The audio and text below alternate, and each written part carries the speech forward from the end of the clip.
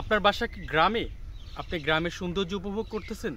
তাহলে কিন্তু আমাদের কাছ থেকে সর্বনিম্ন 10 পিস চারা সংগ্রহ করতে পারেন ড্রাগনের ট্রি। দেখেন, এই যে চারাটি আমরা কোনো ধরনের সার, পানি, ওষুধ কিছু দেই নাই। আমরা আমাদের এই জমিতে যে প্রজেক্টে সার দেয়, ওষুধ দেয়, এগুলো কিন্তু ড্রাগনের জন্য না। এমনি স্প্রেগুলো মাঝে মধ্যে আমার আব্বু দেয়।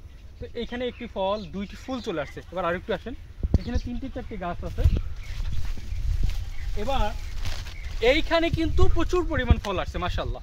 এই গাছটা আমাদের 2 বছর প্লাস হয়ে গেছে এবং এখানে তেমন কোনো কিছু করা যায় না। যে গাছের গোড়াটা একটু দেখেন, শুকনো কর্কট মাটি এবং বৃষ্টির পানিতে কিন্তু এটা হচ্ছে এবং ফলের সাইজগুলো মাশাআল্লাহ এবং নতুন ফুল আসছে। আরেকটা আসেন, এবার এইখানে দেখেন, এইখানে একটা ফুল এবং 2টা ফুল কিন্তু আরো নষ্ট হয়ে গেছে। এটা স্বাভাবিক, কিছু করার নাই, এটা আমরা জানি।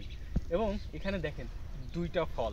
তো আপনারা যারা বাসা বাড়িতে আছেন এবং 10টা চারা লাগানোর জন্য হামুরি সময় জায়গা লাগে না। আপনি যদি মাটিতে সরাসরি মাটিতে রোপণ করেন, এক জায়গায় 5টি চারা রোপণ করতে পারবেন। যেমন এইখানে 4টি চারা রোপণ করা আছে, কিন্তু এইখানে প্রায় 10টির উপর চারা রোপণ করা আছে।